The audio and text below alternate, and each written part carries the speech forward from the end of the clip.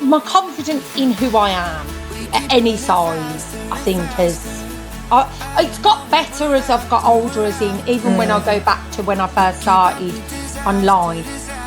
Previous to that, I could barely look at a picture of myself. Hey girls, here are your hosts, Gemma and Rach. Joined this week by Natalie Carter on the Let's Chat Girls podcast. Don't forget to subscribe. Nat, welcome to the Gemma and Rach Let's Chat podcast. Woo, thank you for having me. And I know I've been on it way back, but it's nice being able to see your face. It's so much nicer, isn't it, with the videos? Yeah, obviously, like you can get on and do things and listen, or like I might listen on the drive and things like that. But I still like to have that option to be able to see your face. I'm the same. I'll go flip between. Sometimes I've got podcasts on when I'm like just doing the housework. And then other times I want to sit down and feel like I'm just on like a FaceTime with my mates. Yeah, that's right. Totally agree. And yes, thank you for having me. I was just going to say, I can't think of anyone better to have on here. Obviously, like, I feel like we are like the dynamic trio of weight loss. Like, obviously, you may know if you listen to the podcast a lot or you follow any of us on social media. Disclosure, we are like all best friends, and this plan and me and Nat losing weight is kind of what brought us all together in the first place. Now we are all weight loss consultants helping clients, but we all, we're very similar, but we all have slightly different approaches, which I think is really nice. I think we complement each other like a nice little Christmas wreath, right? So we had to get Nat on because if you want someone who's going to be able to give you straight talking advice when it comes to things like regain and things like that, she is your girl. And Nat, you've been so good this year and so brave in sharing your own experience. So do you want to, for people maybe that haven't seen that whole journey, or maybe they haven't really understood that journey you've been on the last year, get us up to speed with kind of what's been going on from the kind of the beginning of your weight loss journey to where you are today? So from the very beginning, I've always struggled with my weight since I was 5 years old. That's as far back as I can remember. So, and by that, I think as well, it's important to say that it's not just, someone might see pictures of me when I'm younger and think, oh, she don't look like she's got a weight problem, but you can have a weight problem and be managing it, but still it's a constant struggle. So I've had that, but my weight don't get me wrong, it has gone up a lot. But then towards the end of my 30s, it spiraled. Like, I always thought that I'd never, I mean this in the nicest possible way, but I always thought, I'm 5'9", and I thought I'd never ever get over 15 odd stone. Like, that was always sort of my limit. But then slowly but surely each year it was like 16 odd stone. Then I'd sort of accept 17 odd, then 18. And, well, not accept it, but I didn't want it to go higher than that. It becomes like your new norm though, doesn't it? Like, I remember that, like, for ages, obviously I'm a lot shorter than you. I'm 5'2", but for me, it was always like 13.5 stone was where I was kind of like, that's where I won't go above. Then I did, and then so it was like, right, okay, 14.5 stone, I'm not going to go above that. And then I did. So it was like, instead of actually facing and tackling the problem, I just let myself readjust my, like, what I was going to allow, because it was easier. It was easier than facing the problem. And then before you know it, it's like, I'm like 5 stone heavier than where I was meant to be. And it's so easy to go up like little pounds, isn't it? Like, 3 pounds every sort of 2 weeks. Over a year, that's a lot of weight, isn't it? How quickly that can jump up. Yeah, I feel that sort of from like age probably, I mean, I could be wrong, but just off the top of my head, I'd say probably from the age 35. Before that, I was always around the 14s. It may have gone slightly over, but I'd bring it back down. But from the age of about 35, it was like a stone a year then. That's how it was. And then I think from like lockdown then, I remember I was around 18 odd stone when it started.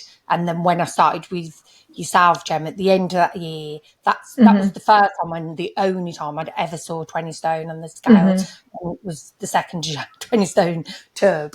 And so anyway, without going into it in too much detail, 2021, I tackled it, didn't I? I was your perfect P. Yeah. Yeah. Gemma was my consultant. Me and Rach did it within about a week of each other, didn't we? Yeah. And it was so funny. You both contacted me around the same time, like, and none of us knew each other, did we? Like, I didn't know you two. You didn't know each other. We had both separately followed you. That's why right. Yeah. you. Yeah. So we both had kind of followed you in the background because we couldn't come with you before because it wasn't virtual. So then we both jumped to that opportunity, and then it's so funny because it was literally like me and Nat just started following each other's, like, because we both blogged on Instagram. Yeah. And so started before me with the blogging because I was contacted Gem towards the end of Jan because I had products and now I didn't want to involve you unless I knew I was really serious because I'd had so many times. I remember you said that. I needed to know I was going to do it 100% before I came. Yeah.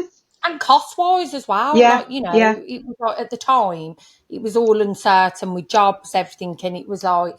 Well, also, let's just point out as well for the listeners, when you heard Nat say I had products, they weren't from Gem. Let's make it was not Nat's first rodeo, as it was the magic cupboard. Yeah, so it weren't that I would suggest that, but equally, we've got to be realistic. Sometimes you order a load of products and then you think that's it, but really, no, you've got to actually put it into practice. So, I never expect someone to work for free. It needs to, and I needed that for myself because when I say cost, I don't mean, I know I save money on plan to when I am eating and drinking, but it's very expensive if you're doing both. So yes, exactly. If you're ordering products and then you just go in and having takeaways. You're just wasting money, aren't you? You're not getting any results. You're wasting your own sanity and But anyway, so I'd watched you, Rach, and it really inspired me, you doing the blogging. And obviously I thought, I can't do that. You was like, to me, you were so confident, everything. And then I just thought, actually, I need to do this differently to how I've ever done it before. Yeah. And then I blogged it. I was, I'd do the weekly updates like yourself and lost all my weight. And then I became a consultant. It's work being a consultant, but my life did change a lot. Yeah. As in, like, the triggers I've always had with weight is mainly through stress. Don't get me wrong, I like to eat when I'm happy, but that isn't what makes me overeat. Same. Stress, tiredness, pretty much that, it's emotions, isn't it? Emotional eating. It's emotional eating, but definitely it's the negative ones that make me. It's like trying to fill something that's not there. Like you say, like if you're like tiredness, like me and Nat, we're the same person, right? Yeah. She's the tall version, I'm the short, right? So like we're both the same. And I know we've talked before about the fact that like it's like when you're tired, I'm eating almost because I'm filling an empty energy cup. When I'm feeling really low, I'm eating because I'm trying to fill up a happiness cup. Like it's not, I'm with you, Nat. Like it's a trying to fill something or fix something. Yeah. And yes, when you're happy, you might, eat to enjoy things. But I would never like overeat or binge if I was feeling happy. I might enjoy nice food, but it's never in that way that's negative. There's a big difference between eating nice food, enjoying it, and stopping to pure sabotage. And eating, you're not even enjoying the food in that point, are you? You don't even really know what you're eating. You're not even tasting it. Yeah, you're just picking anything. The first bit you might eat and enjoy, but after that, then it's like it just like a snowball. Really compulsive. But and then I would say I pretty much struggled. If I was hand on heart, I pretty much struggled for the next few years. But it just got times where I'd have it in the bag. I was okay. But then I still now, like looking back, I'm like, I still, up until this year, I think I still thought, a bit like an addict really, that I can only be truly happy when I can eat what I want. But that can't happen. Like, that can't happen. So, and by that, I mean, not as in be truly happy, because really that doesn't make you happy, but it was like, I'd never be like content or fulfilled if I can't have a time where I can just eat as much as I want. I think so many people are like that though. Like I definitely related to that for a long time, and you and me, like you say, we were perfect peeps when we did the plan before. Yeah. We went through the steps, we did everything that we were meant to do, and I think we both been open about struggling and having that regain kind of last year. And I think it really does highlight how much of what you need to do if you're someone who struggles with your weight long term, emotionally eating, all of that malarkey, is look at your mind and how you're looking at things. But it's not, that's not necessarily a fun thing to do, and it's not an easy thing to do, and it's not a quick thing to do. It does take a long time to do that. But actually, the thinking that you had, Nat, that I also definitely had of how am I going to be truly like content in life if I can't just binge and gorge whenever I want. That was a warped way of thinking. That thinking needed to fundamentally change. And that thought process, and obviously I feel, and so in a nutshell, then I regained a lot of my weight, and then I was really struggling, weren't I, Gem? Like all year, really, on and off. Last year was the peak of like really. But you were so busy with your job as well, so you had the stress of that. Plus, you were struggling yourself, and it's that whole. Then I changed the way I worked, didn't I? Yes. So I would pack it. So to put it clear as well, me and Rachael also was the same, as in our businesses blew up straight away, and it was all remote. So it was brilliant, but also it was a real new way of living, a new way of how do we do this. And obviously you're, Gem, a really successful, busy consultant, but it was still a different way, wasn't it? Oh, so different. Yeah, it was all brand new, wasn't it? Yeah. And that was what was so hard, the advice. I didn't know what advice to give you, because I was like, I've never had this happen before. I've never had someone join and be that successful within the first week. And also I think the deliveries and all that. But, you know, the three of us supported each other, haven't we, in every way. And then I think that, that definitely really took its toll on me. But I'm not going to use that as a reason. It's just like they say, it's like loading a car and you've got all these cases, and then it just, something takes its toll. And with me, it's always my eating. I'm not going to even say my weight, I'm going to say it's my eating. And then... I think that's important to say though, right? Because actually, I was in exactly the same boat. But like you said, it's that we could pull and pull. There was a length of time that we could push and pull with that, right? So like my regain was very slow, and so actually a lot of people were like, I can't see that you've really put any weight on. And it was like, okay, well, I have, it's not a lot, but actually that doesn't matter, because my relationship with food and my eating is out of control. And like I feel like 22 stone Rachael again in my head, but you perhaps are not seeing that because I'm not presenting as it. And that's really key. Like you can be in maintenance and you can have lost a lot of weight, your weight isn't really moving very much, but your relationship with food is becoming very negative again. Exactly. And that's why they say, don't they, without going off course, but it's like, I'm a true believer as well that, you know, when someone gets really thin, absolutely fine if it's all done healthily, you know, it's someone's choice. I'm not against that in any way. However, a lot of people, like you hear it with celebrities and everything, and I can really relate to it, that isn't my healthy. So like you might be praising me and saying, oh my God, you literally look $1 million, but mentally you're struggling so much, and the things you are having to go through day to day to be like that is so unhealthy. Well, because you've not got more than it. So it's balance. We're very good. We're very good at living in extremes, right? We're very good at losing weight. We're very good at putting weight on. We're very good at being 100% on plan. We're very good at being absolutely up the walls.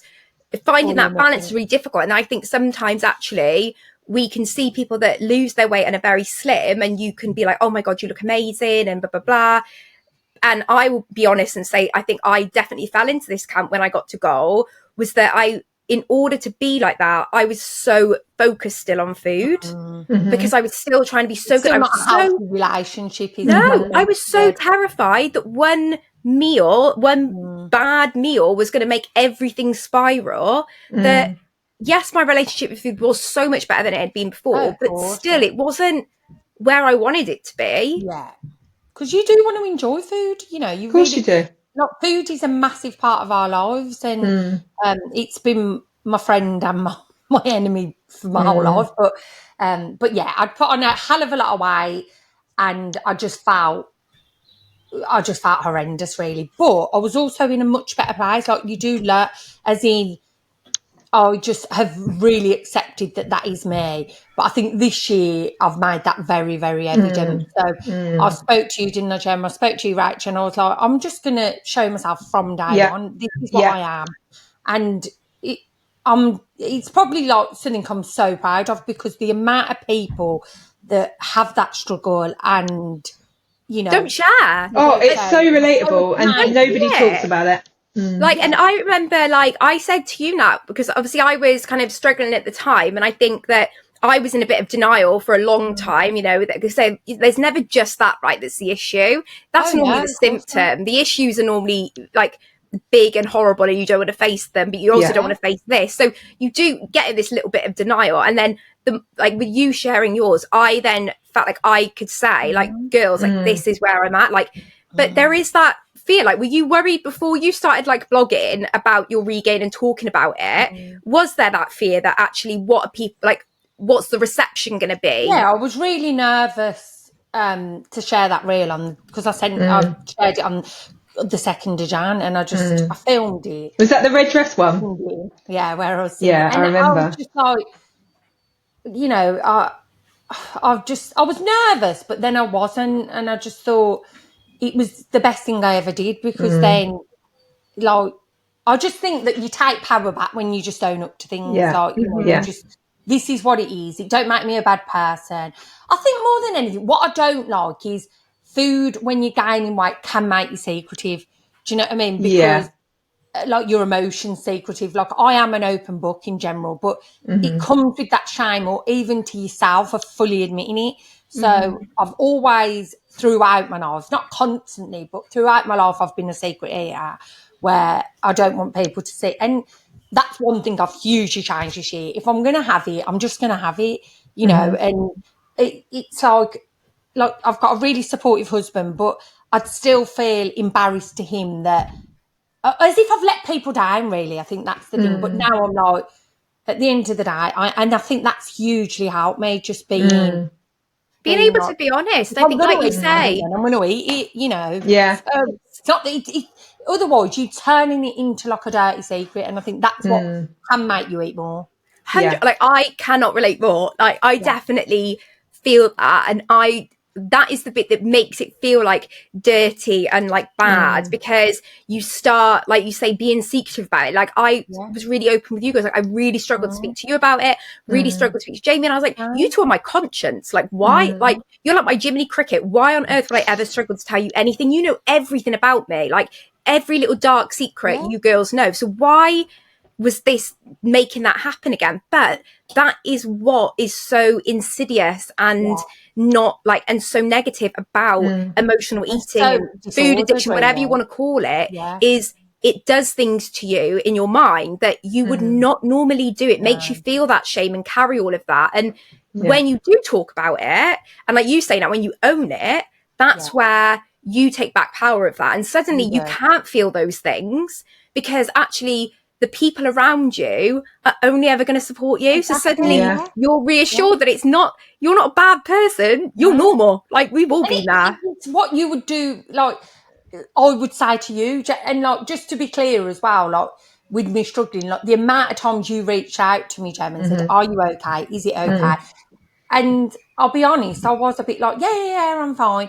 Even though I'd tell you anything, like, guilty. It's not but I've done that. I've done that with you too as well. Yeah. Like, we're all the same. You've got to be ready to admit it to yourself. Yeah. And until you are, you can't, if you're not ready to talk about it, you can't work on it, can you? We've all been there. People don't think I struggle, but I do. You know, I'll still have days where I completely lose control. And then I feel guilty, and then you feel like a fraud, and you feel embarrassed, and it's such a weird thing to talk about. But you opening up online has actually helped loads of my clients, loads of my friends even, just because it's so normalised now. And I love the fact that you opened up about that, because it's everyone's in the same boat, but it's the one taboo subject that people don't want to talk about. So yeah, well done. It really, and I think the other thing that is so important to talk about with it is that, you know, yes, you can have regain, and there can be the physical weight. And I always say, if I'm putting weight on or I'm eating like that is a symptom. I'm not, my mental health is in a really bad place. Like, I'm not in a good place when it comes to that. But it's easier sometimes to live in denial. you do have to get to that place where you can admit it and say like, look, this is what I'm struggling with. I need help. Like, you have to kind of park that ego that's trying to act like everything's okay and just say it. And I remember, Gem, like with us, when we were having that conversation, and I've talked about it in other episodes, it almost was like I couldn't say, I needed you to kind of be like, right, come on, we need to have a chat. Like, and you and Nat, you're the same with me. You'll be like, come on, what's going on? Like, because don't you know deep down, if you're close to someone, you know there's something wrong. And it's like, are you sure you're okay? Do we need to? And it's like, yeah, fine. And the messages, everything, like, you know, we might not physically see each other all the time, but obviously we speak all the time. Oh God, if people could see how much we talk, like it is 24 hours a day, isn't it? Yeah. So we know each other really well, like inside out. Like inside out. And I was going to say, actually, if you're a consultant or you're a weight loss coach listening to the episode, and maybe you find yourself in positions where you know you have clients that are in that place that we're kind of talking about, I think the biggest thing is to just continue asking. I don't feel like you pushing somebody into being in that place of vulnerability when they're not ready is not going to help. Oh no. But just being there, being a constant. Because like Nat said, and I was the same, you know, you girls asked me a million times, are you sure everything's okay? Like, are you sure things are all right? And then there might have been times I was like, yeah, no, it's fine. Or there was like a little bit given. But then when I then, you know, after that had happened enough times, and I then came to a place where I was like, do you know what, actually, no, I'm not in a good place. And I think if you are a weight loss coach or a consultant or whatever, and you have clients, just because don't push it too far. Like, let that person know you are there, you're reaching an arm out, you know, when they're ready, they'll come to you. Because like, you know, I think it's only when someone can accept it themselves and come to you that you're going to have the ability to make change, just like Nat, you've done. And inspired so many people to do this year. And so, I think that the biggest thing for me now is by owning that and just being like that. I mean, I could be wrong, you know, we could be doing an episode this time next year, but I actually think it's changed my life, because I feel like you've changed. I feel now like I would literally just say to you immediately, like, you know, like I said, like yesterday, it's like it was a struggle, but I'm not struggling as in that's the normal struggle when, you know, if you eat some moreish food, the next day you're probably going to want it a bit. You want more, it's normal. But my head, you know, but it's a different struggle because it is, like you say, it's like my mental, like previously, my mental health, they're all very linked as well, aren't they? Putting your mental health down as well. It's just a cycle. But I wouldn't feel ashamed now for saying this is why, and that's causing me to overeat. I feel like now I've it's all out in the open. There's no reason to not say sooner. There's no reason to hide. And that's why it's there's so much value in being honest. And I was speaking to one of my clients this week, and I said, look, people will talk about what's the main things you need for weight loss, and people, you know, you'll hear motivation, determination, discipline, consistency, all of that, and okay, they all play a part in it. But arguably, if you are someone that struggles with emotional eating, the biggest thing that you need to have in order to be successful in weight loss is the ability to be honest, and not just honest with yourself and your consultant, but just honest with where you are. Because the more that you are not honest with something, the more you are telling yourself, this is shameful, this is embarrassing, this is bad, this makes me less than, all the negative. For your mind more than anything.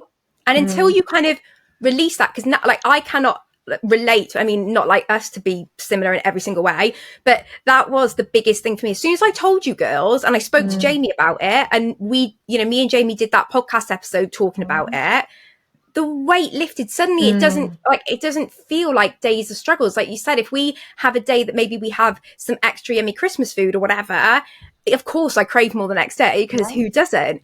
But it's not this impulsive, you know, feeling like I'm a bad person or I'm letting people down or anything like that. Or you're doing something underhand, you know. Like, the more you just make it, that is part of you, and at times you may overeat. I think the biggest thing for me has been feeling ashamed for that, whereas now I'm not.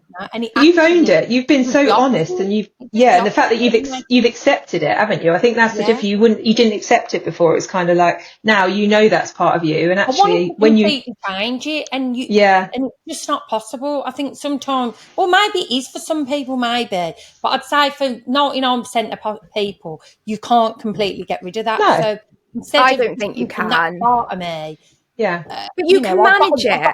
You can manage, exactly. Eventually, you can change it over time a little bit, and you can manage it. Like Rach said, you can't change your personality. You can't change yourself, but you can work on that you're an impulsive person. Yeah. But you can't also use that to justify it either. Yeah. So it's just trying to, accept who you are, really. And then I think from then, it actually, because like you say, I think that is probably the biggest thing with people, and definitely myself, that when we think, like, throughout my life, I feel like I've done things, that I'm meant to do and that, but not change my mind. Like, as in, I can't you can follow the rules. Like, I always think this, like, so you can, and we're that type of person where when we did plan before, we got, we were really focused on what we were doing. There was that big driving reason why it was different to times we'd done the plan before. And I would say that, definitely, we engaged with Jem, we did it differently, we lost the weight, but just because you've done it all differently and you've done all of that, sometimes it's such a big thing. You think that you've probably had emotional eating issues with food, like you said, that from 5. I was the same. I've never known a life without it. So there's almost 5 years of it. Yeah, there's like a sweet naivety almost to us thinking that once we'd lost that weight and we'd done that little bit of work on ourselves, that we would go through the steps into maintenance and live happily ever after. But the reality is that those things need continuous work, and actually we've done like the starter course. I think it's been forever. It's been proved that it takes years and years, and like you say, Jem, forever. But I think as well, like, I look back now, obviously reflecting on it, and I'm like, I did it differently, but there was also a lot of pressure because I put myself out there. Then I'd never had any sort of social media. That all grew, and it was a bit like, I felt like I was acting a part almost. Yeah. Like, I feel like when I lost the weight before, which I'm proud of. Yeah. I am proud of that I didn't shy away even with the weight gain. I still did everything, but it was that,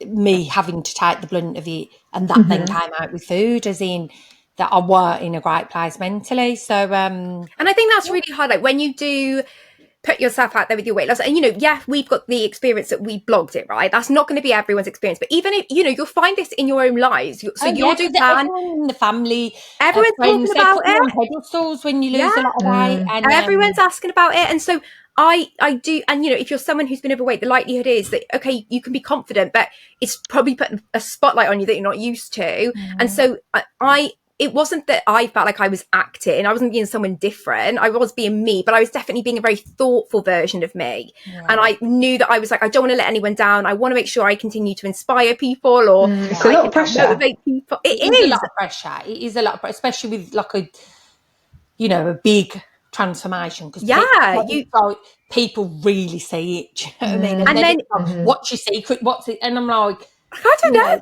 I don't know really, because I know how to be disciplined, but I think that's the thing. I think I've just accepted that it is going to be forever, and you're just constant work in progress. But I don't genuinely regret any of it, really. At the time last year, I was like, I could easily throw in the towel with it all, and maybe I'm meant to be that, and but it's not that. It's not about my weight. It's actually how I'm treating myself. But I think that's what I was trying to say, sorry, with the, like, my mind not changing, as in, I always think, as long as that happens, it doesn't matter, but every action you take affects your brain. So it's like, it's what is going on behind closed doors with your eyes shut for you. So if you are doing something that isn't part of what you want to do with your personal, like, overeating in general, who does want to do that, really?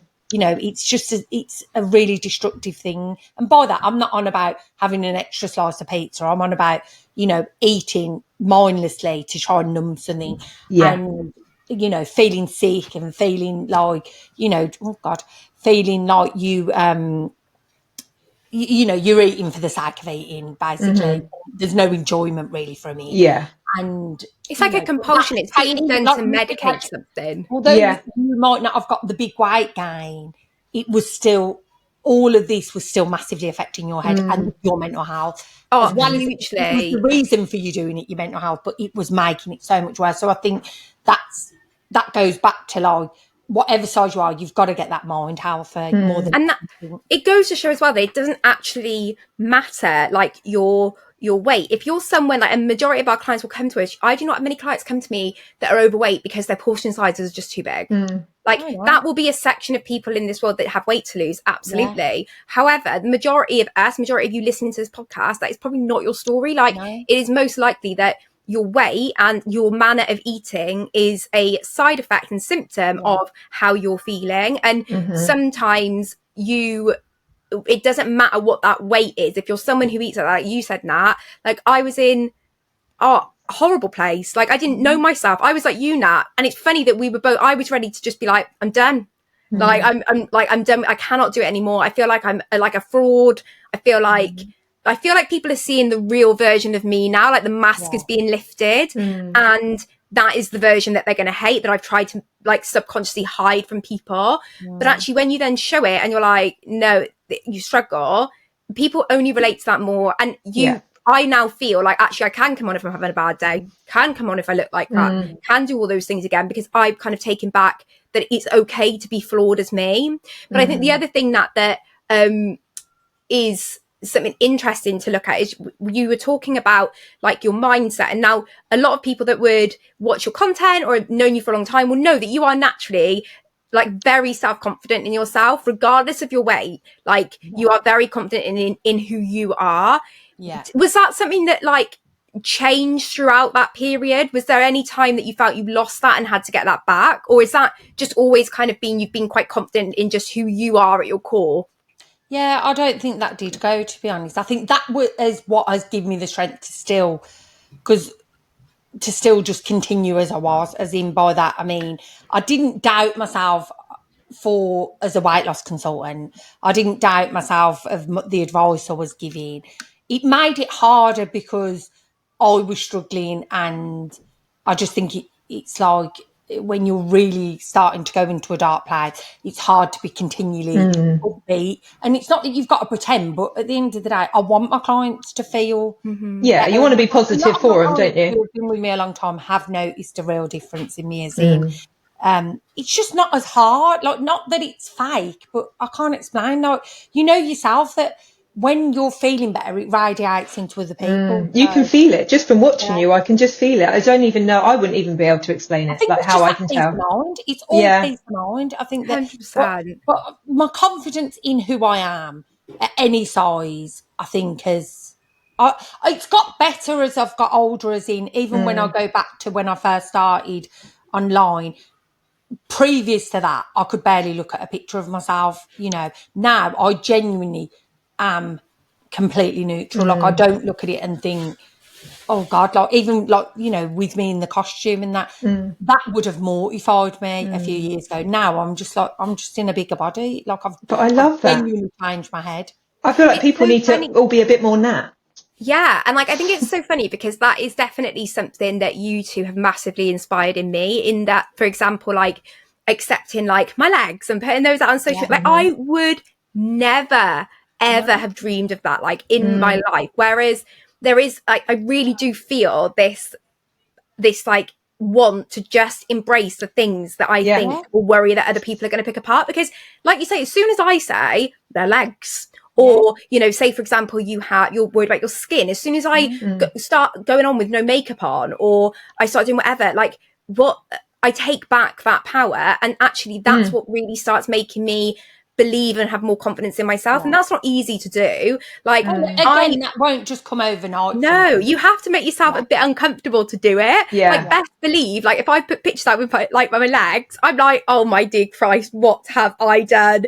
But I have to let myself sit with it to realise nobody, like, the world doesn't turn against me. I don't suddenly lose all of my friends or lose all of my clients, or people think that I'm a different person because they've seen my wobbly bobbly cellulite lipedema legs. Like, nobody cares, but you need to show yourself that.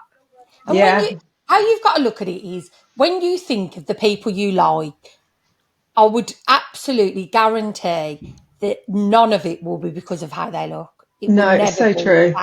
It will never be about how they look. It will never be about whether they look old or they're out. No. It will always be, they make me feel better being around them. They're funny or they're kind. You know, them are the things that I love about people. And, you know, in the nicest possible way, yes, you're both absolutely stunning, but that's not what I love about you at all. You know, but it's like when they really say, doesn't matter to me how you look. I like you to feel well, but I genuinely think I do see a lot of beauty in things that are flawed. Like, I don't, not that I don't like perfection, but it's like even like with what I've been attracted to in men, like I don't necessarily like your typical person. I don't know. I don't know whether it's because everything's like that, like what we will all think of like stunning, beautiful, perfect, it's all just very samey. And actually, it's so interesting because if you think about it, if like Love Island came on and somebody walked out that was that quote unquote beauty standard, and we were like, they're beautiful, you then suddenly have a idea in your head that what that person's personality may be like or lacking or things like that. Because actually we are, like you say now, we're drawn to differences. We're drawn to individuality and like what makes people. But how people are is what you find attractive, isn't it? Exactly. Yeah, it makes people more attractive. Their personality. Been attracted to a man immediately on how they look. Like I'd have to. But you could even how they are, and I think no straight away as soon as they talk and they say that, you're like, oh no. Beauty is obviously in what you find like classically beautiful, but it's and like my friends, everything who are warm to. Obviously, it's nothing to do with how someone looks. Nothing to do. I would say 99% of people feel the same deep down. A million. Like they say, right? You don't go to someone's funeral and start talking about them between friends and being like, oh, do you remember that now? Oh, mind you, I probably would say she had a cracking set of pins on her. But you don't normally go on and talking about what they look like. It might be like they're beautiful inside and out. Or inside and out, yeah. Or you'll talk about memories you have with them. Do you remember when this happened? Do you remember when we did that? Do you remember how she used to like always do this? Or it's those things. And I think it's sometimes we have to just take time to see that in ourselves. Yeah. And that's kind of where it can not overthink it. Exactly. Too often we overthink everything. We get stuck in our heads and we just need to get out of them and like get rid of that. Like, I mean, I'm well and truly out of it. I think sometimes I'm like, Jesus, I forget, but it stops me overthinking things, basically. I think that's a really important thing. What we're going to do is we're actually going to split this into 2 parts. So this first episode, Nat's given us a bit of a breakdown on her past and kind of what's brought her here, and we're going to do another episode which is all answering your questions based around this. So if you haven't already, make sure that you follow the podcast. I'll put all of our socials in the description bar down below. Give this video a like, leave us a little Christmas comment. It helps so much when you like, share, comment, all of those things. And we will be back for another episode tackling your dieter dilemmas. But for now, it is goodbye from me. And bye from me. And bye from me. And we'll see you all again really soon.